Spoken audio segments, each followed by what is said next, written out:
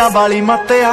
ਵੈਲੀ ਹੋਇਆ ਮੁੰਡਾ ਜਿੰਨਾ ਦਾ ਸ਼ਿੰਗਾਰਿਆ ਹਾਂ ਉੱਤੋਂ ਲੱਗੀ ਪਹਿਲੀ ਤੇਰੇ ਨਾਲ ਅੱਖਨੀ ਹੋ ਏਦਾਂ ਕਿੱਦਾਂ ਮੇਰਾ ਕੋਈ ਟਾਈਮ ਚੱਕ ਜੂ ਹੋਣ ਰੋੜ ਲਾਵਾਂ ਉਹਦੀ ਗੱਡੀ ਡੱਕਨੀ ਹੋ ਏਦਾਂ ਕਿੱਦਾਂ ਮੇਰਾ ਕੋਈ ਟਾਈਮ ਚੱਕ ਜੂ ਹੋਣ ਰੋੜ ਲਾਵਾਂ ਉਹਦੀ ਗੱਡੀ ਡੱਕਨੀ ਪੈਂਦਾ ਪੂਰਾ ਰੋਬ ਪੌਣੇ 6 ਫੁੱਟ ਦੀ ਉਹ ਤੁਰੇ ਜਦੋਂ ਜੱਟ ਤੇਰੇ ਨਾਲ ਨਾਲ ਨੀ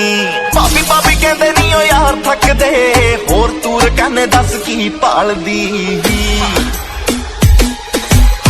ਮੁੰਡੇ ਉੱਤੇ ਚੱਲਦੀਆਂ ਕਈ ਛੱਬੀਆਂ ਜੱਟ ਨਾਮ ਲਵਾਲੂ